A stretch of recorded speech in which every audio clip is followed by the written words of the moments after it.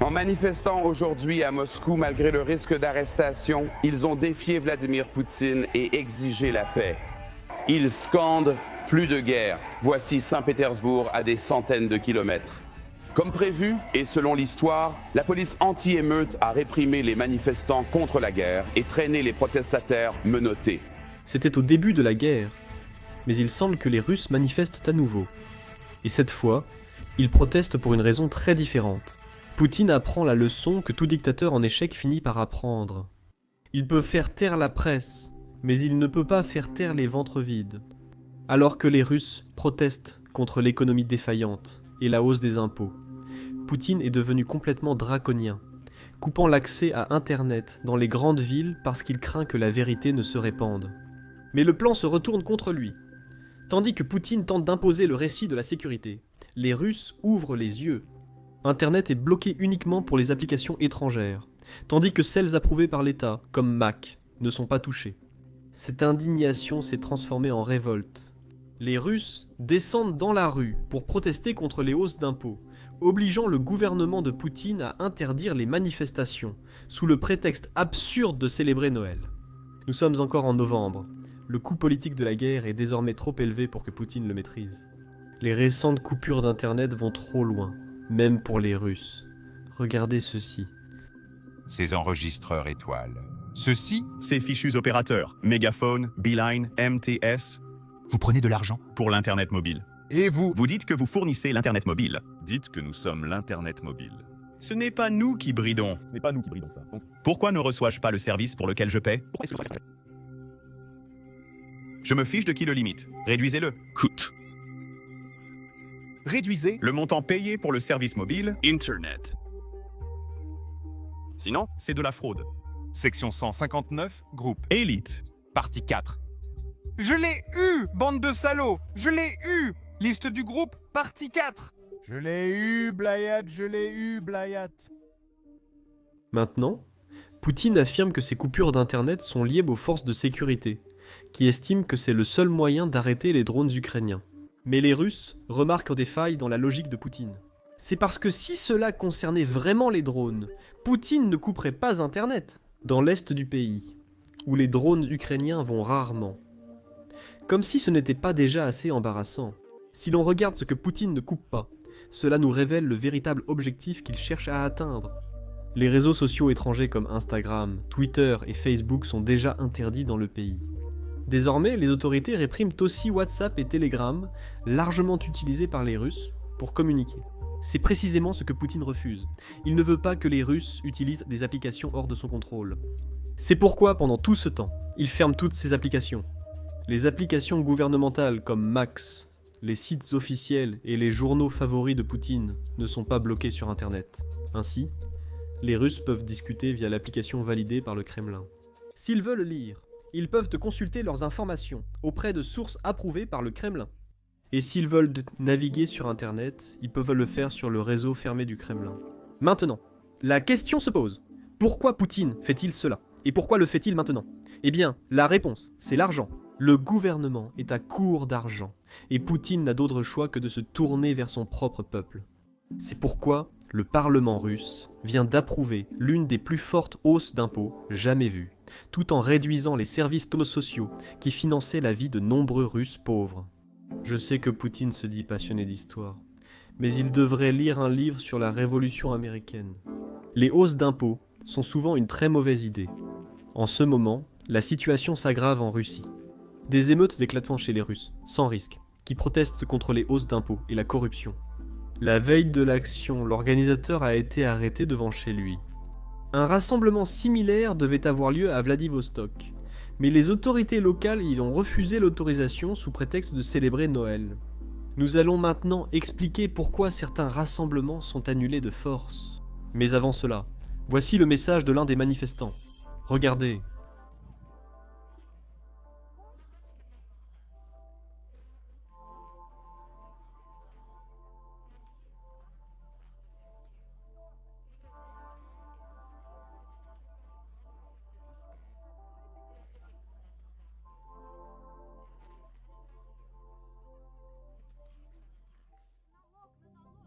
Réfléchissez-y.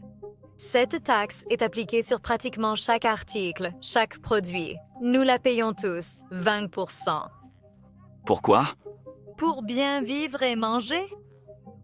Nous payons déjà presque 70% de notre salaire et des impôts. Tout le monde a 13% prélevés sur son salaire, plus 20% de taxes sur la valeur ajoutée. Fais le calcul. Additionne toutes ces taxes sur l'immobilier, les taxes foncières et les taxes sur les voitures. Additionne toutes ces taxes. On travaille et on vit pour payer des impôts. Est-ce que c'est normal? Comment vivions-nous en Union soviétique sans toutes ces taxes prédatrices? Nous avions la meilleure éducation du monde. Nous avions un logement gratuit et merveilleux pour chaque famille, une médecine formidable, une science avancée. Nous étions un pays de premier plan dans presque tous les domaines, en avance sur le reste du monde. Sans ce vol, les gens, ça suffit. Ils sont juste en train de tous nous voler, aveuglément. Merde, on se fait voler. Vous voyez? La Russie est un endroit très particulier où vous pouvez vous plaindre, mais vous ne pouvez pas vous plaindre de Poutine.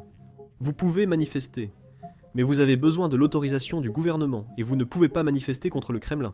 Eh bien, c'est là que les choses ont un peu dérapé pour Poutine. Le 6 novembre, des manifestants ont protesté à Vladivostok contre la hausse des impôts. Ils ont obtenu l'autorisation habituelle des autorités locales, mais pendant la manifestation, les choses se sont envenimées. Et certains slogans ont été scandés contre Poutine et la politique du Kremlin. Lida Vladimir ne peut tout simplement pas se le permettre. C'est pourquoi, lorsque ces manifestants ont demandé une autorisation une deuxième fois, les autorités ont dit non, affirmant qu'ils avaient besoin de cette zone pour Noël. Maintenant, je ne connais pas très bien l'orthodoxie russe, mais j'ai vérifié et Noël russe est le 7 janvier. Donc, ils doivent prévoir des festivités assez élaborées, pour avoir besoin de plus de 2 mois pour préparer la zone. Maintenant, ce n'est pas quelque chose qui se passe seulement à Vladivostok.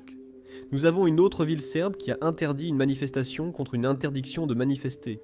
Parfois, j'ai l'impression de lire l'Onion, mais c'est réel.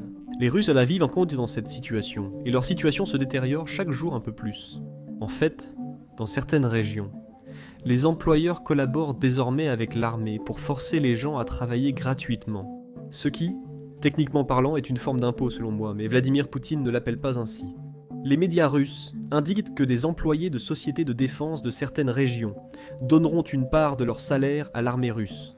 La branche régionale de la coalition du Front populaire a lancé le projet « Notre victoire ».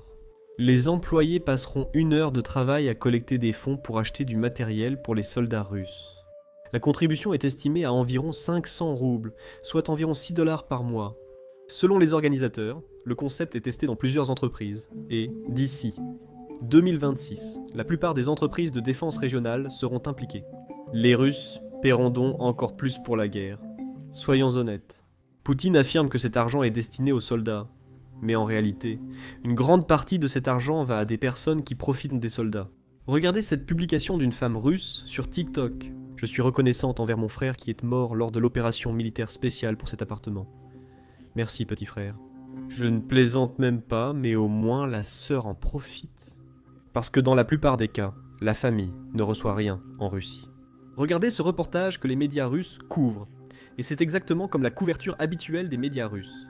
Il y a une nouvelle tendance qui se développe en Russie, où des influenceuses apprennent aux jeunes filles comment trouver un soldat sur le point d'être envoyé au front et l'épouser juste avant son départ. De cette façon, s'il meurt, ce qui est très probable, n'est-ce pas? La mariée deviendra veuve et recevra des millions de roubles du gouvernement russe. Et c'est une somme d'argent folle. Parfois, dans certaines régions, le prix n'est pas vraiment le prix. Je ne connais pas le mot exact. Dans certaines régions, la prime peut atteindre $22 000 pour un décès. Les Russes peuvent ainsi gagner, en une fois, 20 fois, le salaire annuel moyen d'un Russe. Rien qu'en épousant quelqu'un ou en ayant un décès dans leur famille. Donc, c'est vraiment beaucoup d'argent. Maintenant, le problème qui se pose, c'est que les familles des soldats veulent cet argent, et ces nouvelles épouses veulent aussi le même argent. Voici un cas intéressant qui a fait la une des journaux dans toute la Russie.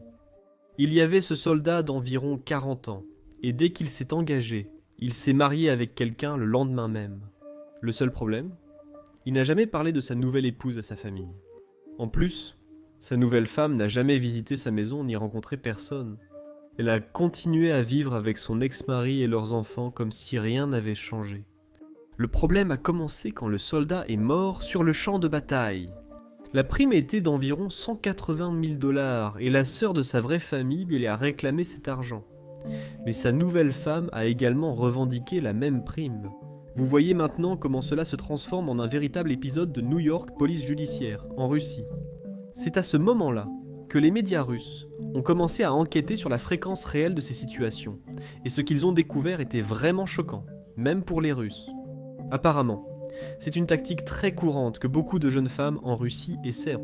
Des groupes sur les réseaux sociaux, appelés rendez-vous avec des galons, utilisent ce terme comme euphémisme pour désigner une personne en uniforme. Et en fait, même des groupes criminels s'impliquent là-dedans. Un gang opérant dans une région reculée de Russie trouvait des hommes célibataires, les convainquait de s'engager dans le service militaire, puis organisait un faux mariage. Dès le lendemain, ils contrôlaient aussi les finances des soldats, ce qui signifie qu'ils ne profitaient pas seulement de l'indemnité en cas de blessure ou de décès du soldat. Ils prenaient son salaire, sa prime de signature, et sûrement plus encore. Cela le prouve. Même si Poutine présente la Russie comme un refuge contre la décadence morale occidentale, des histoires comme celle-ci prouvent que les Russes sont en réalité parmi les premiers en matière de décadence morale.